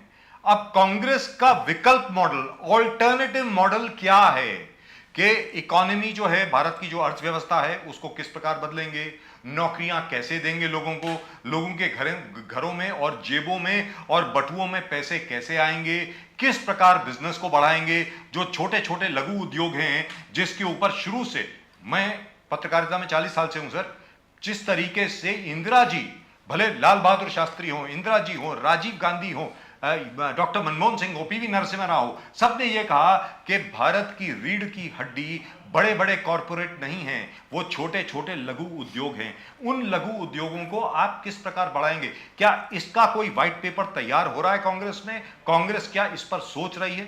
सर, बहुत अच्छा सवाल आपने किया है। शायद बहुत कम ऐसे पत्रकार होंगे पत्रकारिता में जो इस तरह से सवाल करते हैं, और आपने किया, धन्यवाद आपका मैं देना चाहता हूं। इसका जवाब भी आपने दे दिया। देखिए राजीव जी, जब तक हम देश की आर्थिक जो रीढ़ है वो है किसान, इस देश के किसानों को जब तक हम मजबूत नहीं करेंगे, जब तक किसान मजबूत नहीं होंगे तब तक देश नहीं मजबूत हो सकता है। क्योंकि जब लाल बहादुर शास्त्री ने, आपको पता होगा, नारा दिया था जय जवान जय किसान। जी। जब हमारे देश का जवान और किसान एक तराजू में तौला जाएगा और जब वो मजबूत होगा तो मेरा देश मजबूत होगा। हम देखिए इकोनॉमिक, देखिए हमारे देश में इन्वेस्ट ज्यादा करवाना पड़ेगा।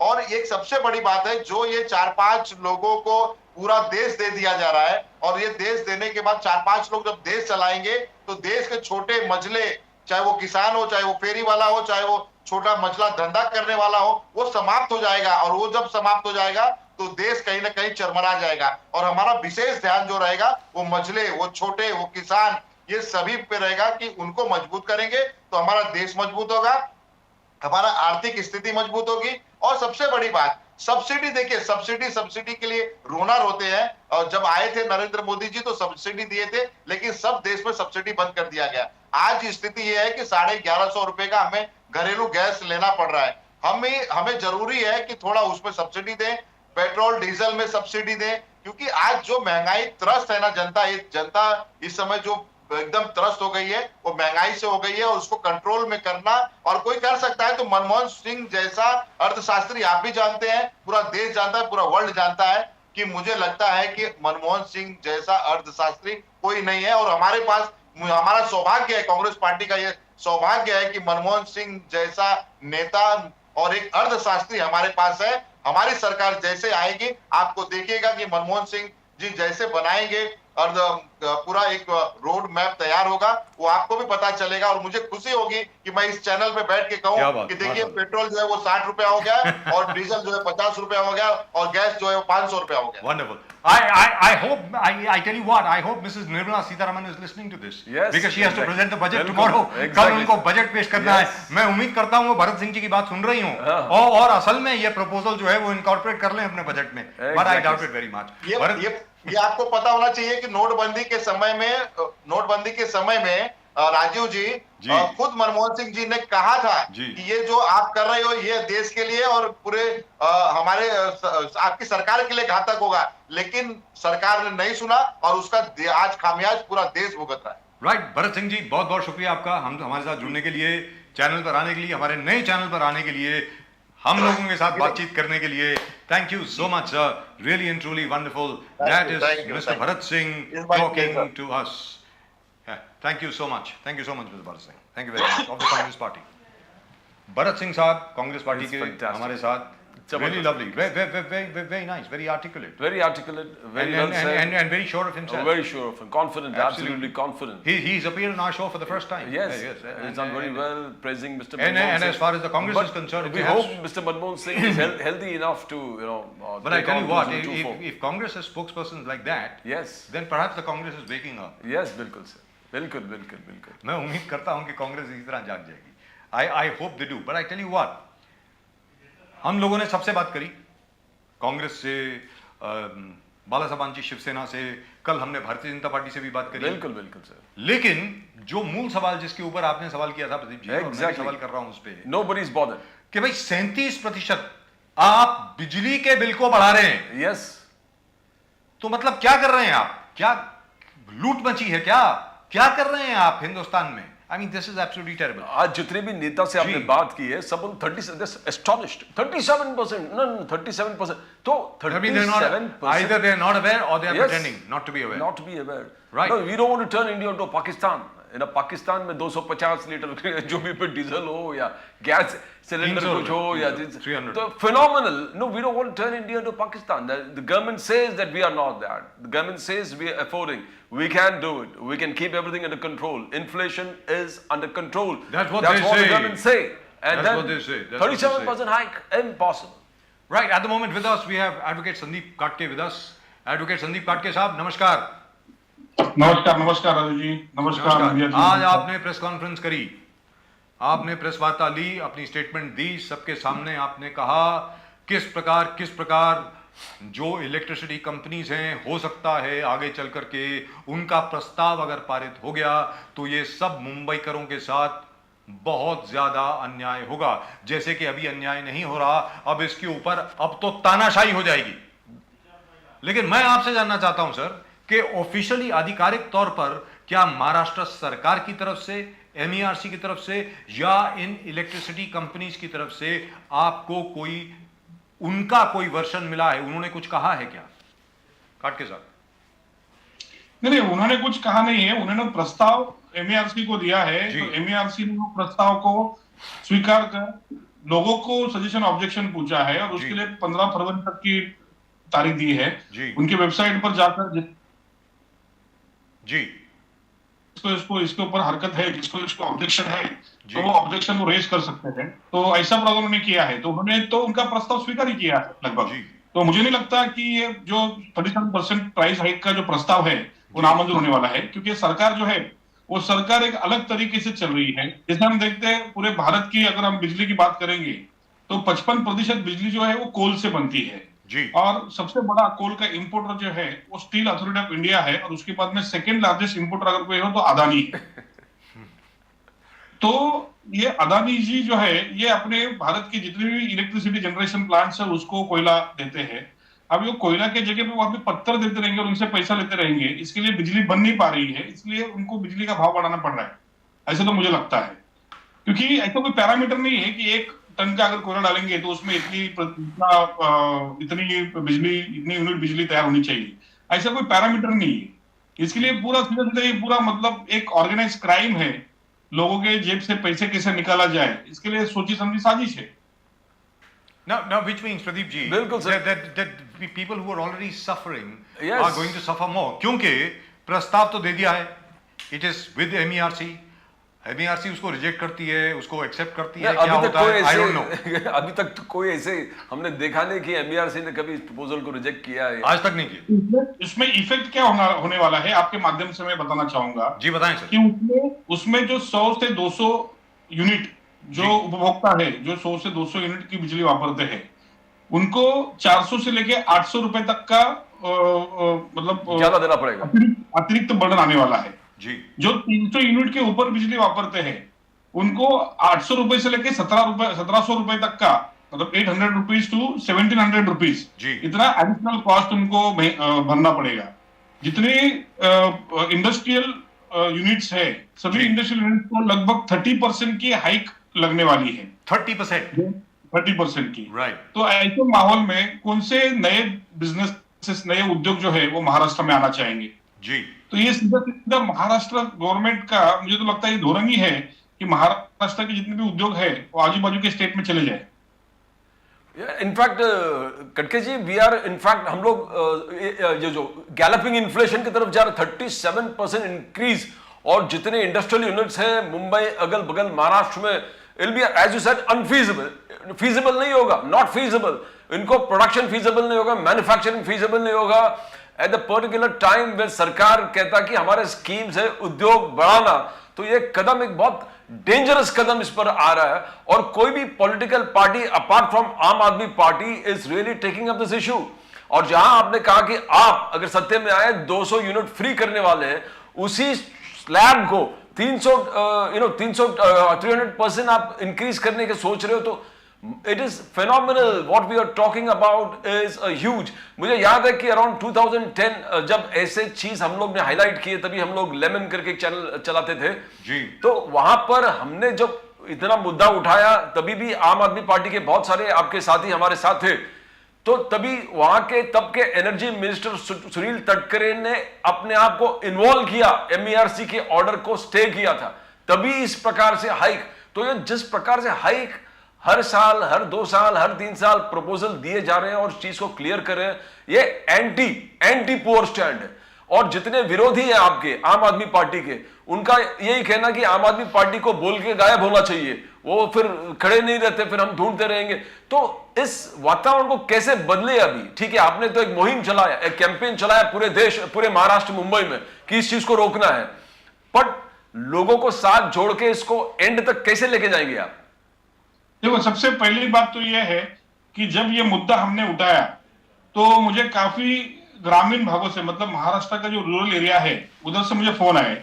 उन्होंने मुझे कहा कि चलो अच्छी बात है, शहरी लोगों को भी लग रहा है कि बिजली महंगी है, हमें तो लगता था कि हमको महंगी पड़ रही है जी। तो मतलब शहरी लोग इतने व्यस्त है, मुंबई के लोग इतने व्यस्त है, हम कहते हैं कि Mumbai people are most tolerable people, right कि अगर बॉम्ब ब्लास्ट हो गया दूसरे दिन काम पे चले जाते हैं जी बिजली 30 तक मिलती है, बेचारे अपने जेब पे पैसा दे देते हैं। जी तो मतलब कोई चीज में वो ऑब्जेक्शन लेते नहीं। लेकिन आम आदमी पार्टी के माध्यम से अभी अवेयरनेस हो रहा है, लोगों को जानकारी मिल रही है जी कि उनके जेब से जो एडिशनल पैसा निकालने के लिए जो प्लान चल रहा है वो प्लान किधर ना किधर एक्सपोज होने की जरूरत है।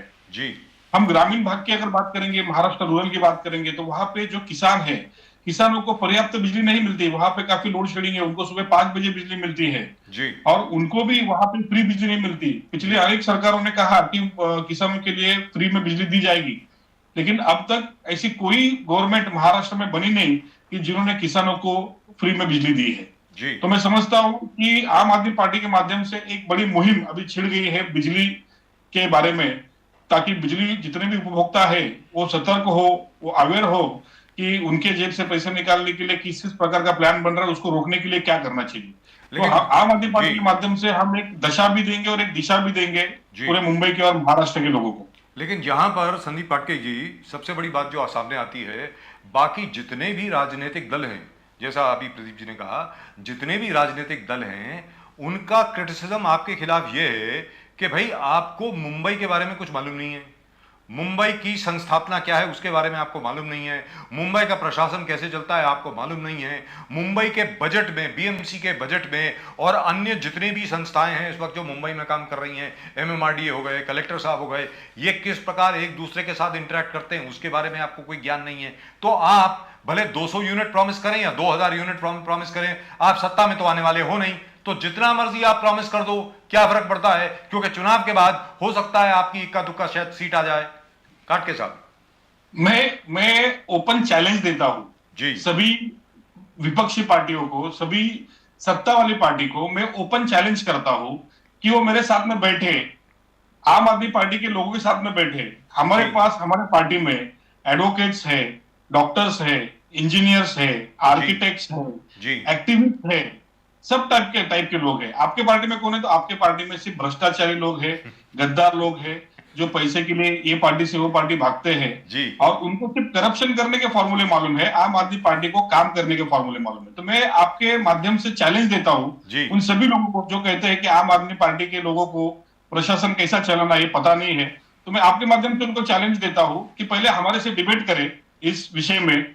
अगर आप जज बने कि उनको कितना पता है, हमको कितना पता है, भले वो सत्ता के लोग रहेंगे। लेकिन काटके साहब, मैं आपसे एक चीज, ये आपसे डिबेट करने की बात तो दूर रही, आपसे डिबेट करने की बात तो दूर रही, आज हम लोग देख रहे थे, अलग अलग चैनल को देख रहे थे हम लोग, जहां तक आपकी प्रेस कॉन्फ्रेंस का सवाल है, it was allegedly a non event for all these channels.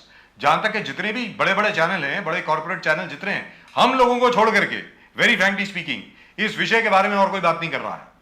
Sandeep पाटके जी, इसका मतलब आप कुछ ना कुछ ठीक कर रहे हैं। मेरा एक्सपीरियंस यह रहा है कि जब किसी शख्स को इस तरीके से जान करके नजरअंदाज किया जाता है, इसका मतलब वो सही रास्ते पे चल रहा है। काट के साथ नहीं, देखो, सबसे बड़ा जो प्लेटफॉर्म है वो जनता का प्लेटफॉर्म है। दुरुस्त बात। तो हम क्या कर रहे हैं, क्या नहीं कर रहे हैं, लोग देख रहे हैं, हमारे सोशल मीडिया के माध्यम से देख रहे हैं। मैं जो वीडियो निकालता हूं वो सोशल मीडिया के माध्यम से इतने वायरल होते हैं जी, ताकि देखो, हम आम आदमी पार्टी के लोग हैं, हमारे पास कोई बहुत बड़ा बजट नहीं है, कोई फंड नहीं कि हम कोई मीडिया हाउसेस को फंड कर सके। दुरुस्त बात। हम सीधे साधे लोग हैं, पढ़े लिखे लोग हैं, व्यवस्था परिवर्तन के लिए हम राजनीति में शामिल हुए हैं। तो बड़े बड़े मीडिया हाउसेस है, उनकी अपेक्षा होती है कि कोई पॉलिटिकल पार्टी है उनको अलग अलग पैकेजेस दे, उनको एडवर्टीजमेंट दे, लेकिन हम लोग उस स्थिति में नहीं है कि हम उनकी जो डिमांड है वो पूरी कर सके। इसके लिए हमारे पास जितने रिसोर्सेस है, हमारे पास सोशल मीडिया है, हमारे पास ऑनलाइन मीडिया है जो हमको कवर करती है, और जो भी जो बड़ी मीडिया है जो हमको कवर करती है, तो उनके माध्यम से हम ज्यादा से ज्यादा लोगों तक पहुंचने की कोशिश करते हैं। और आने वाले समय में लोग खुद हमें देख रहे हैं कि भाई आम आदमी पार्टी जो है वो हमारे लिए किस प्रकार से मुद्दे उठा रही है और हमें किस प्रकार से उनको सहयोग देना है। तो लोग खुद हमारा इंतजार कर रहे हैं, हमारे बारे में वो खुद मॉनिटर कर रहे हैं कि ये लोग कौन से मुद्दे उठा रहे हैं। तो मैं समझता हूं कि ये बड़ी मीडिया जो है उनको भी हमारा कॉग्निजेंस आने वाले समय में लेना ही पड़ेगा। खड़के साहब, ये सही बात बोल रहे हो आप। जितने झोपड़पट्टी बस्ती में बजाज साहब हम लोग कैंपेन जिस प्रकार से अलग अलग मुद्दे लेकर गए, सभी लोग जो गरीब से गरीब लोग हैं वो इलेक्ट्रिसिटी बिल से टोटली ग्रसित और तकलीफ में है जी। वो चाहते हैं कि कुछ ना कुछ चीज हो। तो इस प्रकार से एक चैलेंज है आपको कि ये गरीब से गरीब लोग किस प्रकार से उनके प्रॉब्लम्स को हाईलाइट करने के लिए, उनके प्रॉब्लम्स को, उस चीज को लोगों नेताओं के सामने लाने के लिए किस प्रकार से एक फोरम उनको चाहिए। और मुझे डेफिनेटली मालूम है जी, we seem to be having a problem. Is there a problem? Is there a problem? It's on. All right. So, Go ahead. तो काटके साहब, ये जहां भी हम गए, मुंबई के 65% स्लम्स है और 65% स्लम्स में हर झोपड़पट्टी में ये मुद्दा है कि इलेक्ट्रिक बिल ज्यादा है और हमको कोई ना कोई चाहिए इस आवाज को वेंट करने के लिए। अभी भी जब 37% हाइक नहीं है जो अभी प्रपोज है, उस अभी के बिल्स उनको बहुत भारी पड़ रहे हैं, अभी के बिल्स उनको नहीं जम रहे भरने के लिए। तो आप ये नहीं समझे कि नहीं, वहां के लोग अलग अलग जो पार्टीज है नेतृत्व कर नहीं पाए। हमने जितने भी नेता से आज के तारीख में बात की है, जितने भी नेता के सामने कुछ भी बात की है, हमने देखा कि ये नेताओं को ये 37% हाइक के बारे में मालूम ही नहीं है।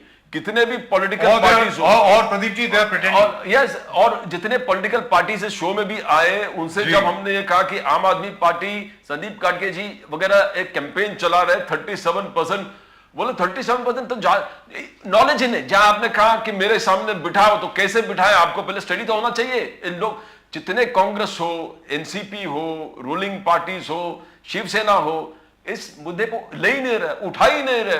अभी लोग ग्रसित है, अभी लोग तकलीफ में है, अभी लोग बिल नहीं भर पा रहे। 37% हाइक के बाद कैसे भर पाएंगे? एक बहुत बड़ा मुद्दा है। 65% काटके जी स्लम्स में रहने वाले लोग हैं। आज के तारीख में ये लोग अभी के इलेक्ट्रिक बिल भर नहीं पा रहे, तो ये 37% हाइक कैसे भरेंगे काटके साहब? So which means at least 60% of Mumbai will be in darkness. बिल्कुल। कहने का मतलब ये हुआ 60% मुंबई में अंधकार होगा, यानी वहां बिजली नहीं आएगी। काटके साहब, आपको चैलेंज है बहुत बड़ा कि लोगों के समस्याओं को उठाकर, मुझे बार बार बजाज साहब कह रहे हैं कि ये इशू सिर्फ आम आदमी पार्टी उठा रहे हैं और खास करके आप इस मुद्दे को उठा रहे हैं। Nobody else is doing it. It is a great thing for Mumbai and Maharashtra कि आप इस चीज को उठा रहे हैं और ये it's going to transform the entire process। Yes, और उसके साथ में आज की जो हमारी प्रेस कॉन्फ्रेंस थी, वो प्रेस कॉन्फ्रेंस में मैंने बाकी भी कुछ चीजें हाईलाइट की है, आपने सुनी होगी, तो आपके माध्यम से मैं फिर से उसको एक बार दोहराना चाहूंगा। जी बताएं। कि जो मीटर निकालने का जो मुद्दा था, जो हमने लास्ट टाइम डिस्कस किया था जी, तो उसके बारे में भी मैंने काफी चीजें कही है कि अगर कोई भी बीएसटी का, अदानी का या महावितरण का कोई भी अधिकारी अगर मीटर उखाड़ने को आता है तो उसको सबक सिखाना चाहिए। क्योंकि मीटर उखाड़ने का, मीटर निकालने का अधिकार उनको है नहीं जी। इलेक्ट्रिसिटी एक्ट में जो 56 सेक्शन है, 56 सेक्शन सिर्फ डिस्कनेक्शन के बारे में बोलता है।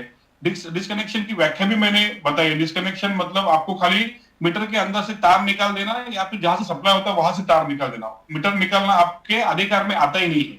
तो ये मिसयूज कर रहे हैं सरकारी अधिकारी, इनको भी किधर ना किधर इस प्रकार से चाप देना जरूरी है। तो जनता को मैंने सीधे सीधे अपील की है कि अगर कोई दादागिरी करता है और आपकी दादागिरी से मीटर निकलता है उसको I think Mr. Katke is getting a call again. No, but this is going to be a fantastic. Right. Mr. Katke, can you hear us? Mr. Katke, yes. Yeah, okay. Mr. Katke, I want to know from you. ये इसमें बहुत सहूलियत होगी। मुझे लगता है कि इस कैंपेन में एक नई जान आ जाएगी। आप तो जबरदस्त काम कर ही रहे हैं। We are seeing it ourselves. I don't know why the others can't see it, but if you keep at it, it'll happen. जैसे गांधी जी ने खुद कहा था, first they ignore you, then they abuse you, then they attack you, and then finally they are defeated by you. मैं आपसे जानना चाह रहा हूं कि इस कैंपेन में नई जान आ जाएगी अगर अरविंद जी खुद यहां पर आए और इसका नेतृत्व करें, स्पेशली ये बिजली के मुद्दे को लेकर के। क्योंकि प्रदीप जी ने जैसे कहा, स्लम्स में और बाकी लोअर मिडिल क्लास के लोग जो हैं वो त्रस्त हैं बिजली के अभी नहीं अभी के बिल भर नहीं पा रहे वो लोग। अरे हजार रुपए, 2,000 रुपए का बिल आ रहा है। जिसके घर में एक पंखा है और एक लाइट है, उस बेचारे को 500 रुपए, 1,000 रुपए, 2,000 रुपए देना पड़ रहा है। 2-3 हजार रुपए देने पड़ रहे हैं। कहां से देगा वो काटके साहब? नहीं, फिलहाल तो हम अरविंद जी के सैनिक हैं, वो लड़ रहे हैं, और जब जरूरत पड़ेगी सेनापति की तो सेनापति को हम जरूर बुलाएंगे। मुंबई में वो आने ही वाले हैं। जैसे ही अभी जैसे कॉर्पोरेशन के इलेक्शन का माहौल बनेगा तो हमको भी बताया गया है अभी दिल्ली से काफी ऑब्जर्वर आने वाले हैं, संदीप पाठक जी आने वाले हैं और काफी नेता जो है वो आने वाले हैं। और जो इश्यू हम लोग उठा रहे हैं, अगर वो इश्यू में अगर ऐसा लगता है कि इधर पार्टी कम पड़ रही है, तो मैं आपको बताना चाहूंगा कि दिल्ली का जो हमारा नेतृत्व है, अरविंद जी का जो नेतृत्व है जी, वो भी मुंबई में आकर आम आदमी का नेतृत्व या आम आदमी की आवाज यहाँ पे उठाएगा, ताकि यहाँ के प्रशासन को, यहाँ के शासन को मालूम पड़े कि आम आदमी का सबसे बड़ा नेता जो है अरविंद केजरीवाल उनके साथ में है, वो सब देख रहा है। क्योंकि जिस प्रकार आपकी हंसी उड़ाई जा रही है इस वक्त, उसी प्रकार मुझको याद है कि दिल्ली में उसी प्रकार हंसी उड़ाई गई थी जब पहले आपने एक राजनीतिक दल बनाया। तब आपकी शायद सीटें थोड़ी कम थी, तो आपको कांग्रेस की मदद लेनी पड़ी सरकार बनाने के लिए। उसके बाद अरविंद जी ने इस्तीफा दिया। उसके बाद एक तरीके से एक करिश्मा हो गया। You won 67 out of 70 seats. 67 out of 70 seats in the Delhi state elections, which has never happened before. And then again 5 years later, you won 62 seats. 62 out of 70. Now, my point is nobody is laughing anymore. And then you won Punjab. आज की तारीख में जिस प्रकार मुंबई शहर में आपने ये मुद्दा उठाया है, हम लोगों का ये मानना है यहां पर नेशन नाउ पर कि ये मुद्दा बहुत बड़ा है, हर एक के दिल के पास है, इतना पास है कि कोई इसका अंदाजा नहीं लगा सकता कि लोग कितने त्रस्त हैं बिजली के बिल से, इलेक्ट्रिसिटी कंपनीज की दादागिरी से, जो आकर के एक महीना बिल जरा लेट होता है वो आकर के आपका मीटर उठा के ले जाते हैं काट के साथ। इसमें बाकी पार्टी को भी आपके साथ इन्वॉल्व होना पड़ेगा, ऐसा मेरा मानना है। काट के साथ ये बाकी की जो पार्टियां वो तो हिस्सेदार है ना ये सब चीजों में। मैं बाकी पार्टियों की बात नहीं कर रहा, मैं आम आदमी पार्टी की बात कर रहा हूं।